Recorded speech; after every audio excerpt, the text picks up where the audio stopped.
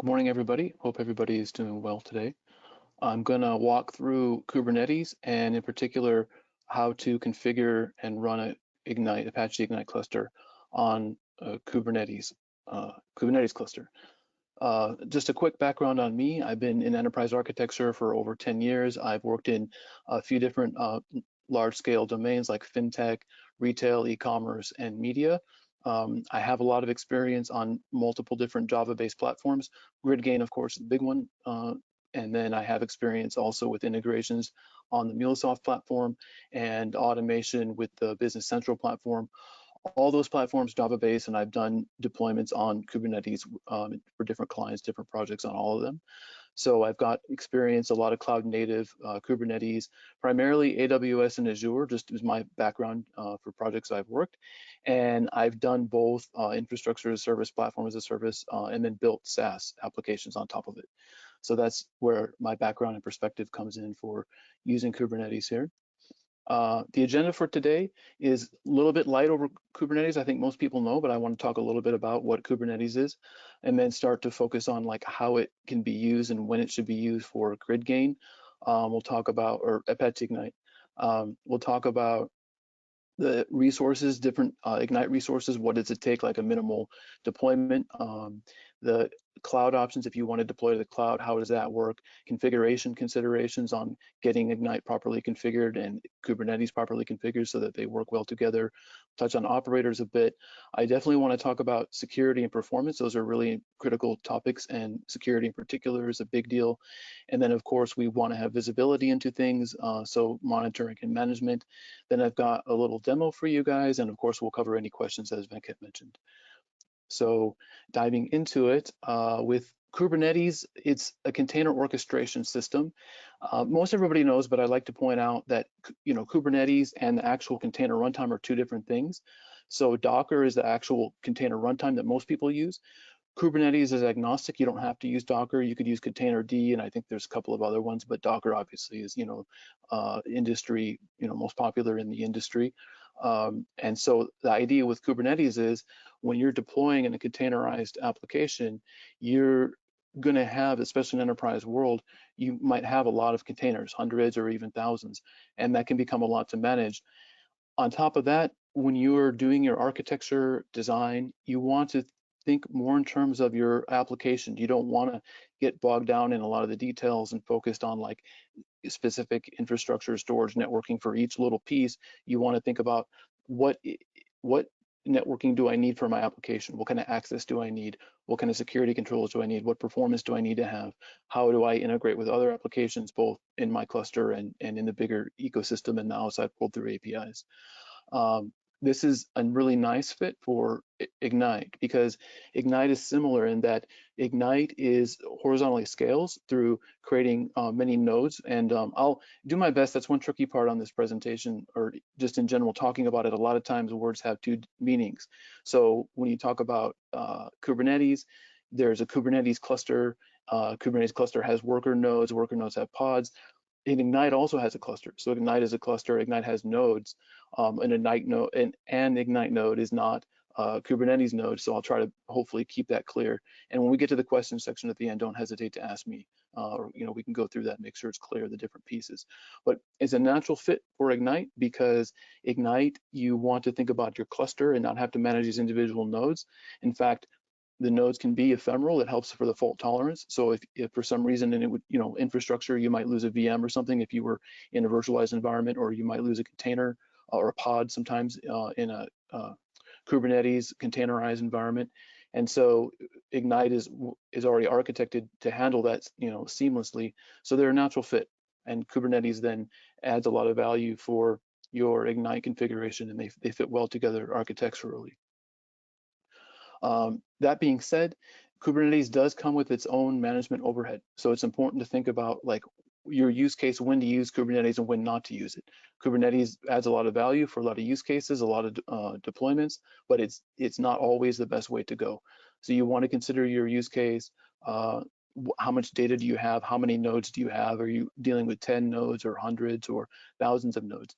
If you have only 5 or 10 nodes, then the overhead of Kubernetes may not be worth it. You might be better to use, Docker Compose or use a virtualized environment. Ignite can run anywhere, but that's one thing in the beginning at the outset. I encourage you to think about your use case. Use cases that are a good fit, of course, are the larger scale ones. Big data is a great fit for running on Kubernetes because it helps you to manage that infrastructure and have large scale. And that's when the benefits really start to kick in. Your software configuration management, SCM, is greatly simplified at that scale. So you can manage, hundreds or thousands of nodes and not have to go to each individual one. The other thing that I've observed, like working with clients, not just that it's lower effort, but it also makes things run smoother at runtime. So you have less errors. There's less chance of a human error because we're leveraging Kubernetes platform to do some of the heavy lifting for us on the configuration. I'll talk a little bit more on some other slides too about benchmarking and stuff. There's testing different scenarios, different configurations become easier. So it adds a lot of value for larger scale clusters on having a more smooth operation with less incidents. That being said, in terms of all, Kubernetes itself being scalable, elasticity is something that you want to be careful with from an Ignite perspective. So Ignite can be very elastic. It is, like we're talking about, you can add nodes easily. You can reduce nodes based on your loads or the amount of data that you want to store. And there's a lot of different use cases. So it's not always, one size fits all. But, if you have a cluster where you're storing a lot of data and you're using the Ignite native persistence feature, which is a powerful feature to keep data always available, instantly available when nodes restart, then it's more like a database. And sometimes we even call like in-memory data grid in the Ignite world. And so you would treat it more like a database use case where you're not adding, scaling up and down as quickly. You're more at a stasis in terms of how many nodes you have. Then that's a good fit. But that being said, when you want to be elastic, Kubernetes can help you. And the idea is to configure Kubernetes and Ignite to work together so that you can automate that. We'll talk a little bit about that in a couple slides here so we can see how Kubernetes can benefit us for that. In terms of the actual deployment, like an Ignite cluster running on Kubernetes, it's pretty simple. I don't want to trivialize, but you have only a few Kubernetes resources that you really need. You want to have a namespace, of course, service account with roles and binding. You want to service itself so that external clients can access the cluster. Obviously, the data is no good if it's not externally available. And it also, the service helps all the Ignite nodes to discover and talk to each other. You'll want to configure it, so we'll use Kubernetes config maps to configure our Ignite. And then you can run in multiple different modes. Kubernetes has a notion of having a stateful set, or a replica set is what they call it, which is a deployment is a nice way to create a replica set. So replica set in Kubernetes world is a group of more ephemeral nodes that if they go away, they're stateless. That's what I mean to say. So stateless more than ephemeral. They're stateless. When they go away, that's okay. The next one comes back and replaces it. They're not keeping any state. So for Ignite, what that translates into is if you have a pure in-memory use case, then a deployment is good, which will create a replica set for you in Kubernetes. If you're using our native persistence feature, then a stateful set is the better way to go because you have native persistence and you want to be stateful there. And then the other thing I always like to mention too is when you're planning your cluster, the Kubernetes topology and infrastructure resources are important, and you want to make sure you account for Kubernetes itself, like the kube system.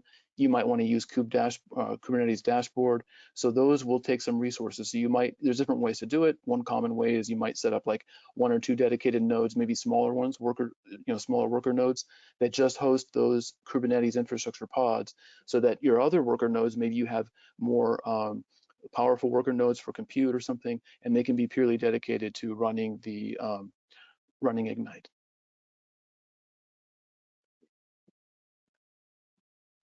So cloud is a very common use case. Of course, Kubernetes can run anywhere, but I really like the cloud native, and obviously that's the trend in the industry.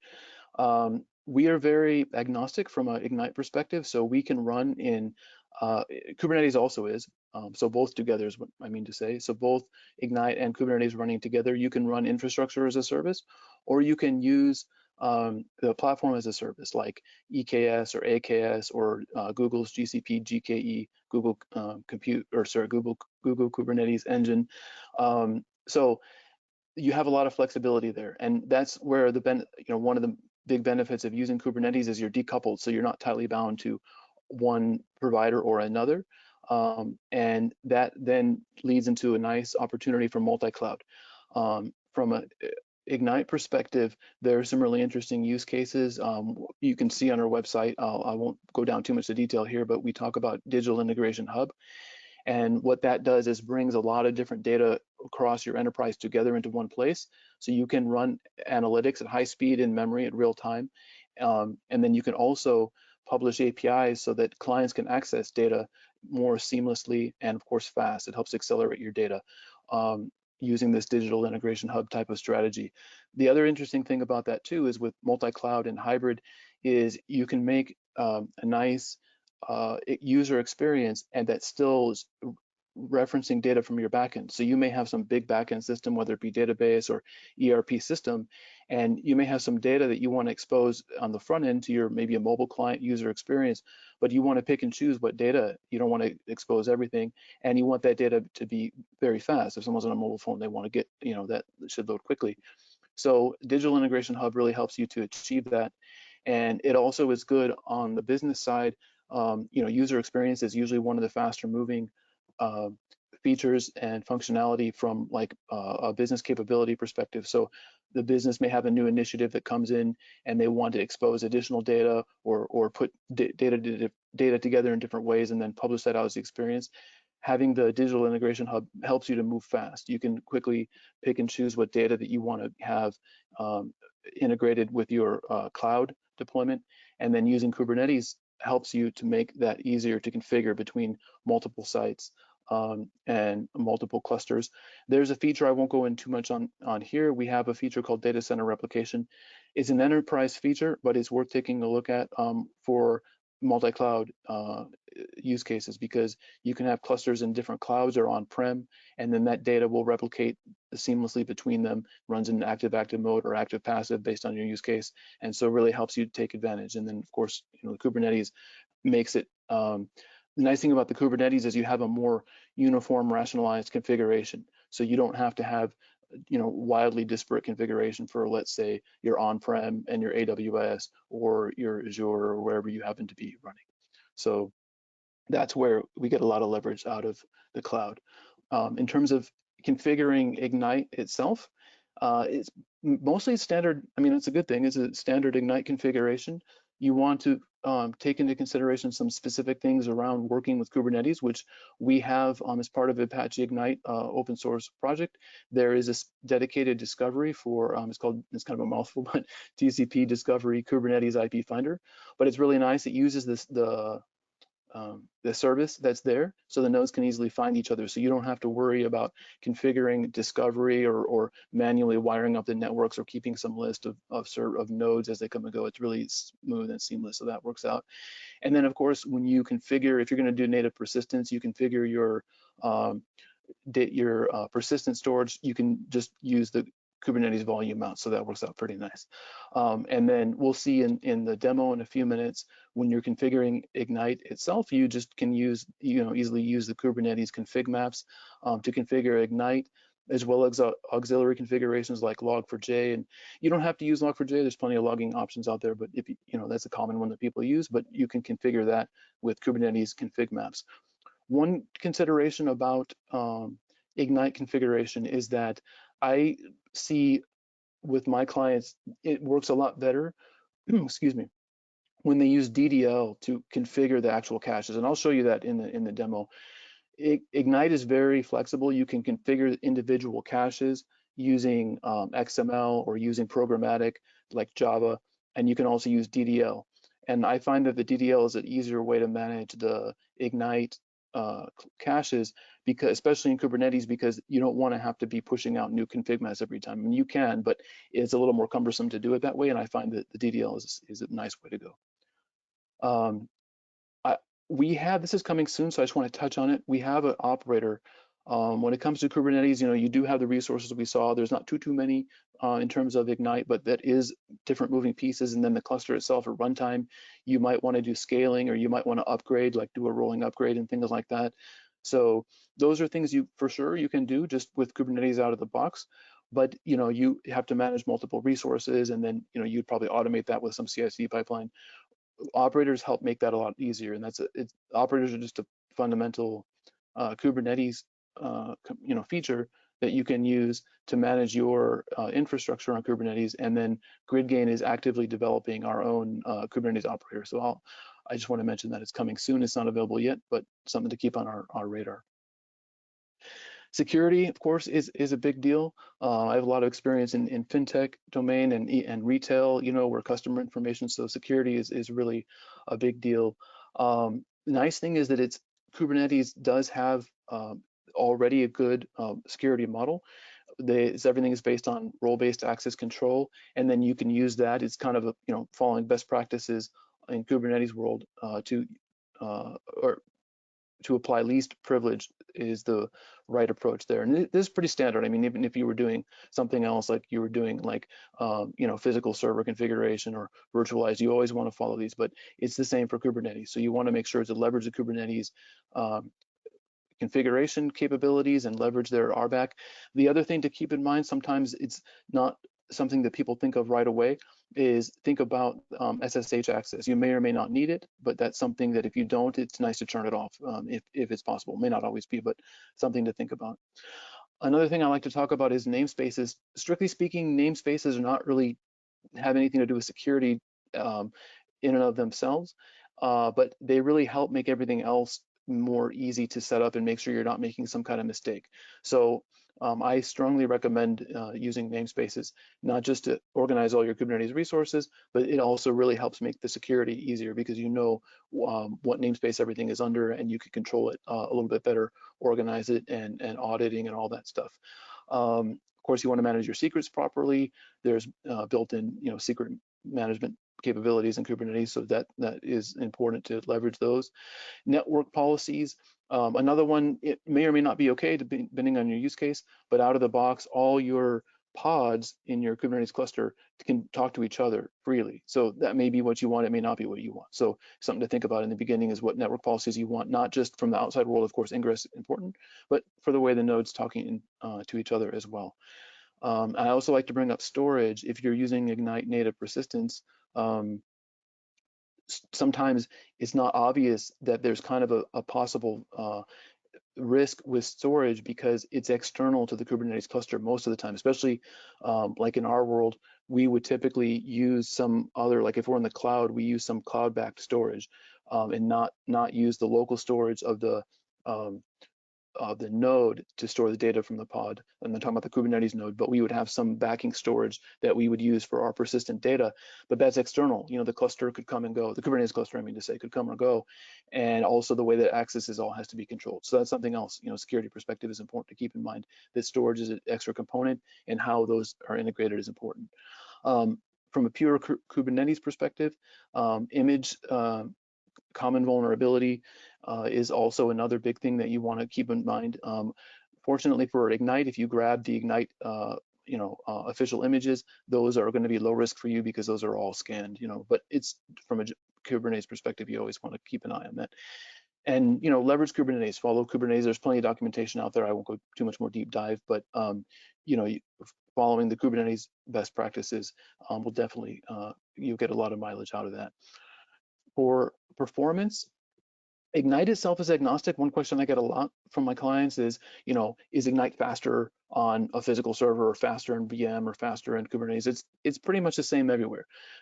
Testing is key. You might want to test if you have some very kind of esoteric use case, but Ignite itself is going to run the same pretty much anywhere. Ignite likes to scale horizontally, and it's not just about adding resources, but it's about the parallel processing. So total number of CPU or total amount of RAM can be the same, but if you can scale that out horizontally, it will get you performance gains, especially when you're processing a large amount of data. then that horizontal scaling can really benefit. There's of course diminishing returns, so you don't want to go to like 10,000 nodes unless you have petabytes of data, but horizontally scaling is something to look at, and that's why the Kubernetes can help you, because it helps to manage larger number of nodes so that you can more practically scale horizontally. Whereas if you were doing it manually, if you're doing it virtualized, you might want to scale horizontally, but you might be a little encumbered, or it might be burdensome if you don't have some framework to help support that. That being said, it's kind of an abstraction leak, but you do want to make sure that you look at your infrastructure, because high performance computing in Ignite world, the two big pillars are networking and storage. So with the networking, you don't want to have stretched clusters. You can have multiple availability zones, that's fine, but you don't want to have nodes in one data center in the same cluster as another data center. I'm not saying it won't work, it can work, but its performance is typically not as good. And so just because you're on Kubernetes, there's no magic. You still have the networking consideration. The closer that the nodes are to each other, and from a networking perspective, then the faster your performance is going to be, which is the same in any kind of Ignite environment. You can be virtualized or physical, but when you go to Kubernetes, sometimes people forget, and so they start to think of it as a magic black box. But it's important that you do consider up front what your networking topology is going to look like. And same thing for storage. Another area where I see performance challenges come in with some of our clients is around like IOPS, for example. So when you provision storage in the cloud, if you're using Ignite native persistence, then you want to make sure you get the right level of IOPS and throughput, because otherwise, if you're trying to ingest a large amount of data, you'll get backed up. And Ignite could handle fine, maybe even Kubernetes handle fine, but if the backing storage doesn't have enough throughput, then that's going to back up the whole thing. Testing is really, really key, especially for performance, because you want to test different configurations. Having 6 nodes at a certain size versus maybe 8 or 10 nodes that are smaller, maybe faster or slower, maybe more expensive or less expensive. And this is an area where Kubernetes can help you, because you can easily set up multiple clusters, different sizes, different scale, and test them. Another cool thing about the cloud is you can, and with Kubernetes together with the cloud, you can run a lot of tests in parallel. So, you're only paying for the time that the test is running. So you could say, okay, I want to test 4 nodes, 6 nodes, or I should talk about bigger, 40, 60, 80. Then you could run all those tests in parallel in one day and get your answer back and say, oh, 60 is the sweet spot. And then when the test is done, you would have shut down the other clusters, so you're not paying for them. So that is an area where I find that Kubernetes helps to go through those testing cycles and help you to optimize and tune your Ignite cluster. As part of testing, and then of course into tuning, as I mean to say, and then of course into production, you want to have visibility. So for monitoring and management, we do have, GridGain has a premier service called Control Center. It's not free, it's a subscription, but there is trials available. You can go to control.gridgain.com and sign up for a trial, and I'm going to show you in the demo today. You could also use a Kubernetes dashboard. That may or may not be the right fit for you. You might have a bigger, if you're enterprise, you might be using Prometheus and Grafana, or you might be using, Sumo, or if you're doing more from a log perspective, Elk or Splunk or whatever. But I just want to say, or AppDynamics also can be there. But I'll show you from a pure Kubernetes perspective, like a Kubernetes dashboard is there, and you can use that. And logs, of course, are always critical. You can just manually sometimes look at it with kube control, and then of course we can scoop those up with Elk and Splunk and stuff like that. So let's start to take a look at some of the stuff. I've got a demo I'm going to show you. I'm going to use Amazon. So let me not close this down, but shrink it back down. And demo prerequisites, I won't read the whole list, but it's pretty minimal to get started. You don't need a whole lot, just the basic Kubernetes stuff, kube control, and of course you want to have a terminal and a text editor. I've already set up cluster in Amazon. So this is my Amazon account. Of course, you can run Kubernetes anywhere. I'm just more comfortable in Amazon. So I set up my cluster here. I used EKS control to provision it. There's a link at the end of this presentation, but I'll show you. We have documentation on our side that explains exactly the setup I'm going to walk you through here. So it's Amazon EKS deployment on gridgain.com. I followed this, and that so it's something you guys could easily grab onto and go through. So first thing I'm going to do is, let's see. So I have the cluster is here. I won't mess with this stuff too much. My CloudFormation stacks are there. dashboard, I need to get a token. Sometimes those tokens expire, so I will try to, let's see if I can get one really quickly just to get that going so we can kind of see what it looks like in the beginning. And you know, you can do things in obviously a more sophisticated way. You could use VS Code or Eclipse or whatever IDE. I'm using a text editor just because I like to show that it's simple and that there's not, you know, you're not dependent on some kind of infrastructure or some kind of special tool. So, but I also don't want you to get the wrong idea, like that, hey, that's the best way to do it. It's not. In production, you'd probably do something a little more sophisticated than just using a text editor. So let me see if this guy will come up for me. Okay, so right now it's just the Kubernetes default stuff in the dashboard itself. So you can see the namespaces that are here is just Kubernetes and the dashboard. So that's kind of where I'm at. Let's see if it shows me nodes. I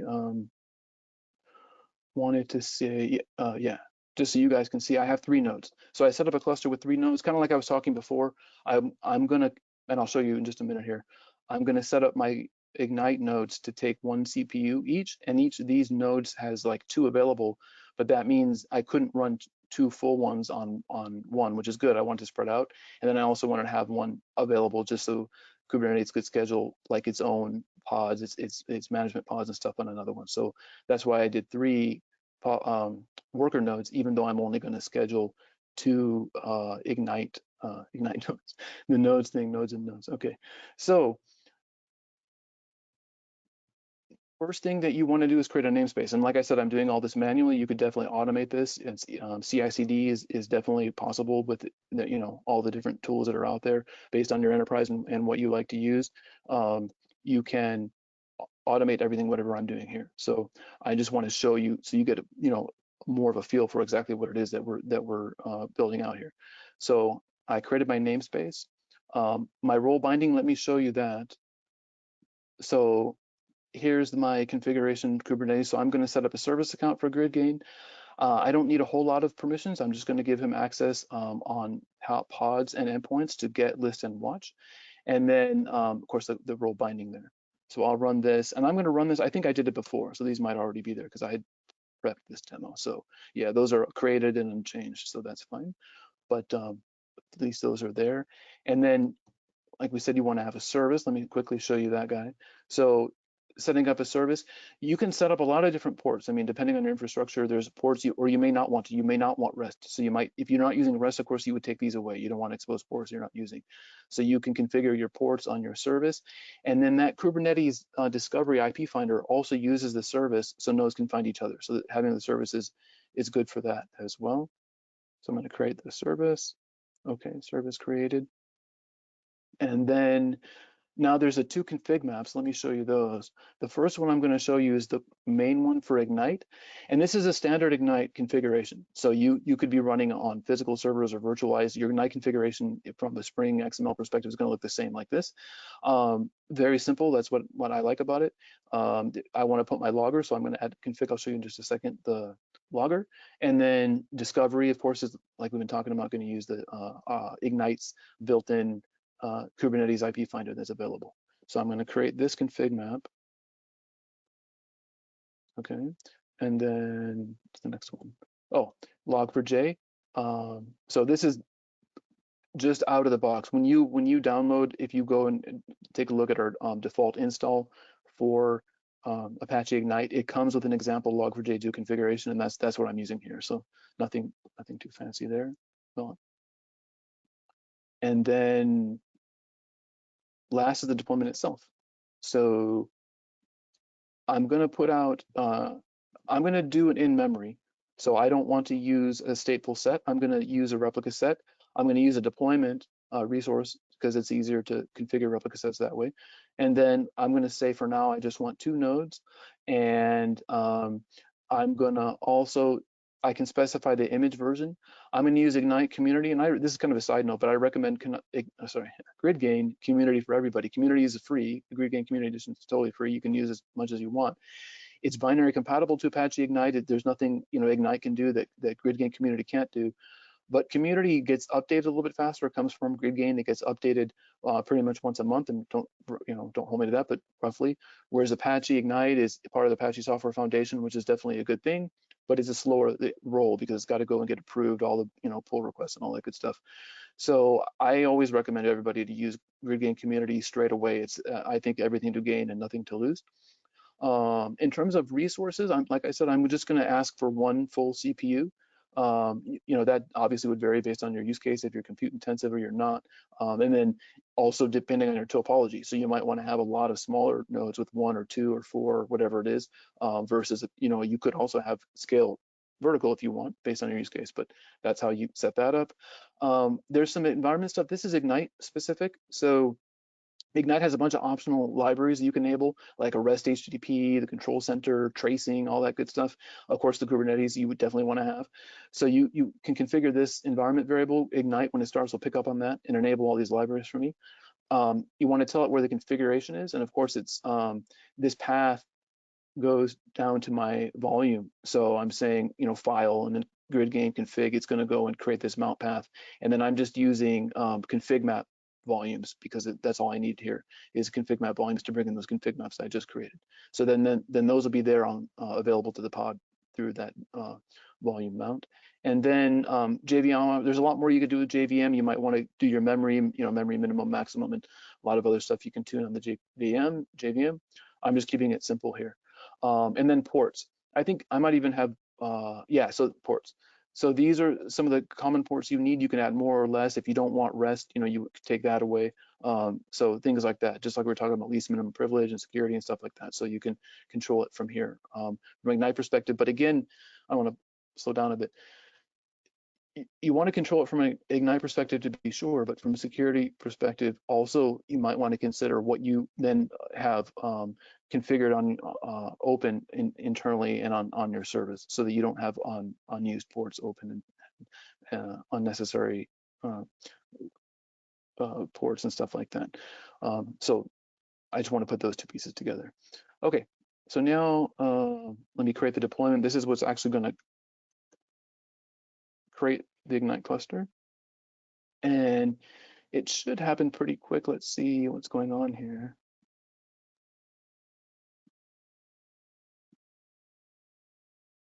Okay, so this is my deployment. It's there now, and yeah, it's showing me that my replica set, my pods, they take a moment to start. Maybe they're already starting up. They go pretty fast, but so far it looks pretty good. So my 2 pods are here. They show that they're running. Let's take a look and see. They might not be fully running yet. If I'll just take the first one, and I'm going to first look at just the standard out logs. So you can see the Ignite banner is here, and it says, okay, it says the node started and servers too. So it looks like they've already started up. That's pretty good. Already started up and joined with each other. One other thing too, I won't mess with it too much, but I might come back to it depending on what we do here, is you can access the shell. That's something you might want to control, like we talked about from security perspective, but to make it easy for me in my demo, I can log in and I can see, like, for example, the config, we were talking about, where the configuration goes. So I could show you where that is. It's just in this config folder, and you can see my Ignite config is there and my log4j config is there. And then the bigger Ignite logs are going in the work logs. That's the default. I'll show you that. I actually just want to list it out. Okay, so you can see that log is there. We might come back to that in a minute too. So that was one of my nodes. Let's see. Oops, I went too far back.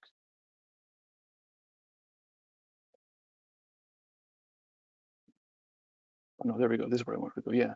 And so this guy, let's see, he looks like he's up and running. Okay. And then I enabled the GridGain control center. So let me show you that. It's going to create a token that I can use to get things wired up the first time. So I can copy this token out of the log, and then in control center, expires in 5 minutes. Hopefully I didn't talk too much yet. So let's see.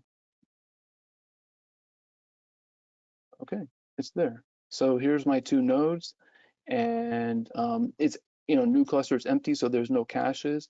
If I look at it from SQL perspective, there's no data. But my cluster is here because it's in memory, it's auto-activated, and then you can see the nodes are here and do some high level. I won't today go into a deep dive like demo for Control Center itself, but this kind of gives you an idea what it looks for. It's a nice dashboard. I can look at heat maps for my nodes. I can look at CPUs and memory, and I can easily add, it's very dynamic. I can add widgets on the fly easily. I really like this SQL workbench here because I can come in and start working with data right away. So what I'm going to try and do is show you guys, we got that cluster up and running. And that's the good thing. I mean, of course, in production, there's a lot more work to do in terms, I don't want to trivialize in terms of configuring, setting things up. But you can get up and running pretty quickly, and things start fast, as you guys saw. So it's a nice working environment as well.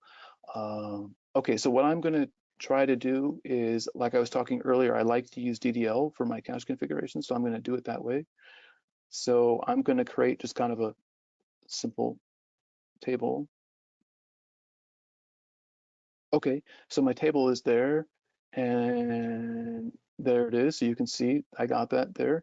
And then I'm gonna insert just 10 sample rows just to have some data.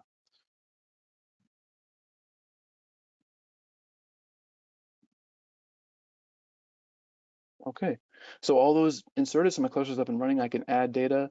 I could query data if I want to. I'm making a lot of tabs today. Let me just copy paste. Oh, actually, yeah, there is some. Oops. Let's see here. Yeah, there is some autocomplete stuff in here, which is pretty good. So I like to use that. Okay, so you can see all my data is there. And if I go to caches, in GridGain or Ignite perspective, the physical data is the same underlying. So whether you act, different interfaces, whether I go through a key value KB API to access the data, or whether I use SQL, it's the same data. It's there. So I can come in here and I can see my caches here. I could look at the data and see, okay, based on affinity I set up, here's the partition. He put four entries on one node and 6 on the other. So I'm getting my horizontal scalability and balancing out my data. Let me see here. Oh, that's just the default that comes with it. So let me just double check. Oh, I know what I want to show is back on, let's just take a quick look also on Kubernetes. So let me just get back to the top. So now I can see,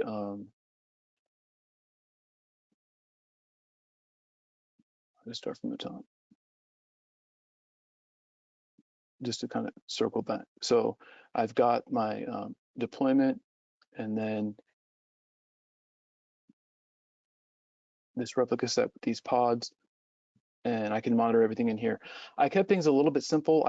That's why if I come back up to work, I did not install the metric service. So that's one thing, you can install a metric service as part of the Kubernetes dashboard, and then you would see CPU and memory and all that. I don't have that here, but that's something you could do. I just didn't set it up as part of this demo. And let me just double check. Yeah, so that's pretty much where what it takes, just to get a minimal cluster up and running. And I really wanted to share with you guys, what the components look like from a high level perspective, what you need to get going, and of course talk about some of the concepts that you want to make sure, like performance and security. So Venkat, I think that's good segue. If anybody has any question, or we could take a deeper look. We could look at the cluster or look at anything in Kubernetes. If there's I didn't see if there's any questions coming up on the webinar. Perfect. Thanks, Colin. That was great. Audience, if you have any questions for Colin, please put them in the GoToWebinar control panel. There's a question section there. I do have a few questions, Colin. I'll read them out to you. I think there's some questions about do you have this published, your demo published in a repo somewhere? There are a couple of questions around Yeah, that's a good question. Sure, I think we can. I would defer, to the GridGain marketing team. This is what it's based on. So I would say right now today, you could jump on this and go through it, and you could do what I did pretty quick, because it's what I base it on. In terms of my exact demo. I think the one thing that I added that's not here that would be good to maybe add in the future would be the log4j config map. That's the only real main piece that's different. But you could definitely get going here, and then I will take that offline with the marketing team and see if we could put it up here. I know they're going to publish a YouTube video, and sometimes they publish a blog page. I don't know if they will or not for this one, but I'll try and see if I can get that out there, because I definitely like to share it. Nothing secret, and if it's helpful to people, that would be great. Yeah, and then just for context, right? Like this is a webinar. It's supposed to be like a high level, just to give people a sense of what is possible and introduce concept. We do have training classes, so we'll publish all this hopefully soon, and then we also have training classes, gridgain.com/training. So if you want some more hands-on experience where you sort of code along with someone doing a demo, check those out. I think we are sort of planning to have a training class around Kubernetes and Ignite. So we'll send an email once that training class out for some people who are looking for a more hands-on, code along experience. All right. One question from early on in the presentation, can we run Ignite on OpenShift? Was a question. Yes, that's a great question. Yeah, I'm glad you asked. Yeah, for sure. It'll run, Ignite is agnostic. It'll run pretty much anywhere Kubernetes can run. But OpenShift is actually a popular platform. We have some of our clients that use it, and we are running on OpenShift. And so absolutely, yes. All right. And then let me see. There was a question about the dashboard. I guess the question is basically, I think it refers to Control Center. Is the dashboard an extra service, or comes as part of Control Center, and is it paid or free? Yeah, that's a good question. So, and let me just slow down a little bit. So this dashboard you're seeing here is running, this is a SaaS offering that GridGain has. It's not free. You can go on control.gridgain.com and request for more information about licensing and pricing and all that good stuff. But this is running in the cloud. It's hosted by GridGain. And then what happens is, like, architecturally, there is an agent that's running in each of the nodes. And that's why here, when I create my deployment and I configure Ignite optional libs, I added this control center agent, which is part of the, it's a part of the standard deliverable, package of GridGain. And you can use it, by the way, with Apache Ignite as well. You don't have to use GridGain Community. You could use Apache Ignite and still use Control Center. And so the way that it works is that each Ignite node is going to call and reach out, and you can configure, by the way. So, but by default, it will go to control.gridgain.com. You can also self-host. I won't go down the rabbit hole, but you can do either way. But let's just say for the SaaS offering, and so now the nodes are integrated with this dashboard you see, but the node or the agent's running embedded as part of the GridGain node or Ignite node. And I think that was part of your question. So the way the whole thing works. So you've got this agent that's a library running as part of the node, which is running, in this process over here, like where we saw our, let me show you pods. Where's my pods? They're there. So you see these pods. So these pods are then hosting the GridGain nodes, and that's where the agent is running, is on the GridGain node that's running on this pod. And then what it does, it talks to this dashboard. And so I go and log into this dashboard. I have to put that token, so it, security and all that, and wires it up. And now this dashboard is running on gridgain.com. And it is a premium service. It's not free. Perfect.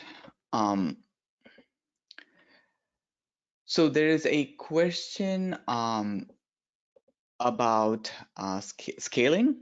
Is it possible for the Ignite client to scale up automatically, like auto scale in Kubernetes?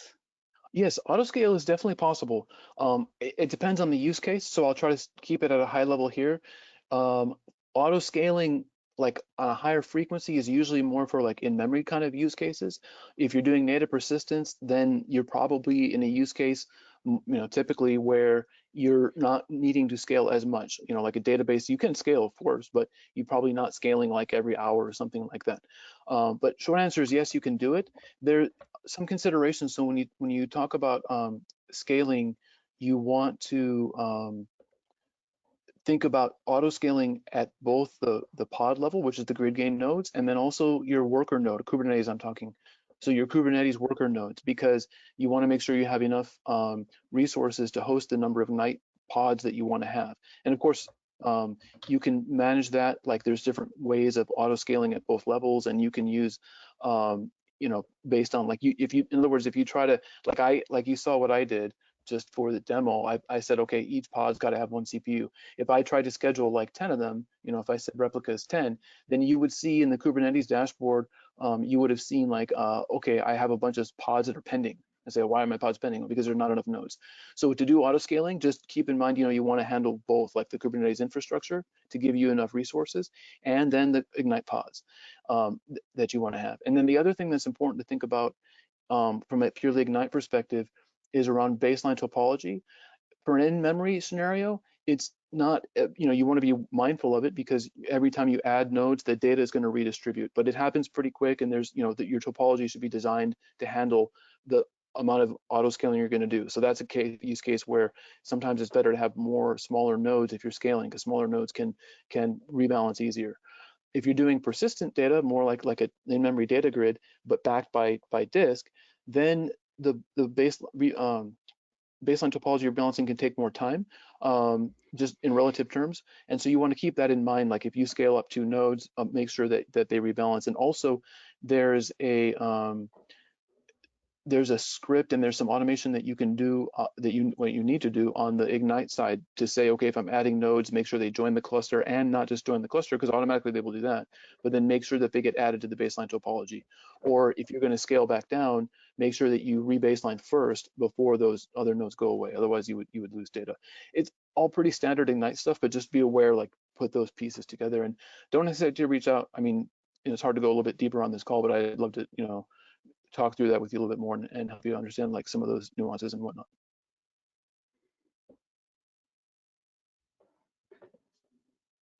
Yeah, I mean, if if any of you would like to have a follow-on, discussion with Colin, just let us know, and we can sort of figure that out.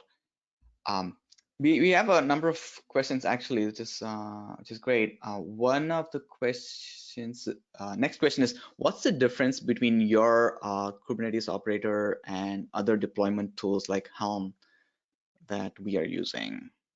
Oh yeah, Helm works really well. I would say like at a high level, they're completely different in terms of like how they work and what they do. Helm is its own thing, and we have clients using Helm that works really well.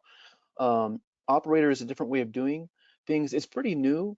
The idea is that it might make it easier, but if you already have Helm built out, I would encourage you to keep using it, or if you're more comfortable with Helm. So, it's a lot of it based on your preference, your organization. Your organization may be more comfortable with Helm, or you may find it's easier to use the operator when it becomes available to help manage things. So it's probably, I mean, this is the answer nobody likes, kind of it depends, but I wouldn't say that you have, for sure you don't have to use the operator, and I would say it's good to take a look at it because there's definitely other tools out there. I think in terms of the difference, fundamentally, it's like the operator is more internal and should make it simpler as a more like kind of native and seamless way of managing, whereas Helm, you maybe have to build more stuff out yourself, configure yourself, but Helm certainly works. I'm not trying to discourage. So it's based on those kind of things, your use case and your organization. And a related question, Colin, do you have a Helm chart for Ignite installation on Kubernetes? Oh, that's a good question. I think we might not, maybe because we try to stay fairly agnostic, and we do have a lot of examples. I actually never looked for that. Let me just take a quick look and see if we have anything that would be in here. It looks like we don't, no. But that's something, I mean, I'll take offline. It's something maybe we would consider might be a good thing to publish out. I'm not sure. I'll talk with the marketing folks and see. Yeah, we have a couple of people requesting the same thing. So yeah, we'll add it to our list. Cool. And then there's a question about what is the timeline for what is the expected timeline for your operator to be available? And I know we had published an operator in early version. It's there on the documentation, but I think it's under active development. It is, yeah. So the operator, it just got updated. It was last month or the month before. So they did do a major Yeah. upgrade. And so it's a lot much improved. I actually don't have the timeline. That's a good question. I'm not sure what our roadmap is. I mean, timeline. I know we have a roadmap, and I know some of the features are coming in terms of improving, like rolling upgrade, which we have, but I think they're going to do some improvements around that and stuff like that. You could definitely keep an eye on this here on this page. In terms of a timeline, I don't have that handy. I'm not too sure what the timeline is in that roadmap, but I can try and find out, and then maybe they can publish something here, or in our user community. Sometimes they publish those things. Yeah, I posted a link there. I think it has some basic functionality to just like get going, but once we have something, an updated timeline, we'll share for sure. All right, that's great. And then can we use, relates to the GridGain community edition, can we use GridGain community Docker image for a project in production? Oh, for sure. Yeah, absolutely. I would recommend. That's my favorite question. Yes, I would always recommend to use GridGain Community, unless of course you need enterprise features. Community is free, so there's it's a free software based on the Apache Ignite open source. GridGain Enterprise and Ultimate editions are also based on the same technology, binary compatible. They just have extra features, like custom features we put in there. But you can certainly, GridGain Community is like GA. Latest version is 8.8.5 that actually just came out. It's got some nice features that they've been adding in this series around analytics and monitoring and tracing. So I would strongly encourage everyone to use GridGain Community, and yes, in production. All right. Here's a question about migration from on-prem to Kubernetes. You may have covered this early on, Colin. So the question is, could you please describe any things we need to pay attention to if we migrate GridGain on-prem to GridGain on Kubernetes? Oh, sure. Yeah, we just touched on that, and then I think that's definitely one of our you know, it's a great use case, doing like a cloud migration. In terms of things that you have to pay attention to, the good thing is from an Ignite perspective, there's not much different other than the Kubernetes specific configuration. So I'm going to bounce around a bit, so bear with me. If we just look at it like from a configuration perspective, you need to make sure, yeah, you're using the right discovery SPIs and that you have the right storage configuration, just pure Ignite configuration, I'm saying. There's not that much different. Like the data can migrate over, and you can use data center replication. That's not free, but I'm just giving as one example. That's an option. So data center replication can help you to migrate the data. You can also migrate it manually. Of course, you have to stop the cluster to take a snapshot, but that will work, is what I'm trying to say. It's portable is my point. So it is portable. And then in terms of what you have to think about planning your project and designing your Kubernetes-based cluster, the changes are going to be more on the Kubernetes side, just to make sure that you are following. Let me see if I can find. I think I talked a little bit about that.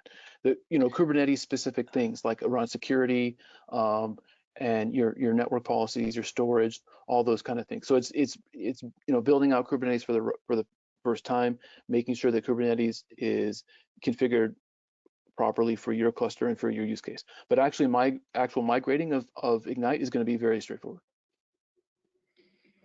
Perfect. Great. Next question is around backups. What about backup? How do we do it without an operator? Okay, well, for backup, and I'm not sure if I understand the question 100%, because if you're talking about just purely the GridGain actual data on your cluster, this is not perfect example because my cluster is in memory only, but I could have been using native persistence, and then I might want to take backups. When it comes to, I'm just talking from an Ignite perspective and your data and backing that up, the Ignite data itself, it's the same. So there's nothing different versus if you're on Kubernetes or if you're in virtual or on physical servers. Depending on your use case, like we have some financial and banking clients that use snapshots. This is an Ultimate Edition feature, so it's not free. But if you're wanting to take snapshots, that the only way to take a backup from a running a live cluster from with native that has native persistence is with snapshots, which you need Ultimate Edition. We of course have a lot of banking clients that use that, but it's the same. So there's nothing different, like whether I was in Kubernetes or whether I was on-prem or it would be the same. So that's a good thing. But I'm not sure if I understood the question 100%. If you're talking about like the configuration, like let me show you this, like my Ignite configuration, and just to make sure, I mean, I would keep all this in Git, and then you could put that in whatever Git repository, if you're using GitHub or Bitbucket or whatever. But I'm not sure if that's the question you were asking. Yeah, if you have any follow-up question, feel free to post there. I think the sort of related question, and how do you do hardware resiliency without an operator? Is it hit on the same topic, Colin? That's back on the operator. So actually, the operator is good because it helps you manage, especially around scaling and around rolling upgrades. In terms of like, I'll say HA, which is high availability, similar to resiliency. That's kind of built in. So if you say, let me show you. Like if I say that, where did it go? Oh, here we go. I mean, this is small, only 2, but I could have 200. If I say I want 200 pods, and of course I have to have the Kubernetes infrastructure to support it. If for whatever reason, maybe a Kubernetes worker node, because those are ultimately at the end of the day, they're backed up by VMs anyway. So maybe that the worker node's VM crashed and I lost, a replica or a pod, then Kubernetes itself will take care of that. So if it has if it can schedule it somewhere else or restore it, it will. So that the high availability is kind of there from Ignite perspective. It's already part of your cluster. Like if you have backups in your data, like I didn't talk too much about it, but I did say, oh, I know where I put that. Just real quick, I'll show you. From data resiliency, from an Ignite perspective, you can set backups. I didn't talk about it earlier because I was moving pretty fast through the demo, but I say backups 1. So that means I could lose a node. I could lose an Ignite node. And then if which is a pod, and then it could be running on a Kubernetes worker node. So if the Kubernetes worker node crashes, I lose that Kubernetes pod, which means I lose my Ignite node. I have a backup, so I don't lose any data. So you get HA resiliency out of the box with Ignite. And then from a Kubernetes perspective, you would want to leverage Kubernetes itself.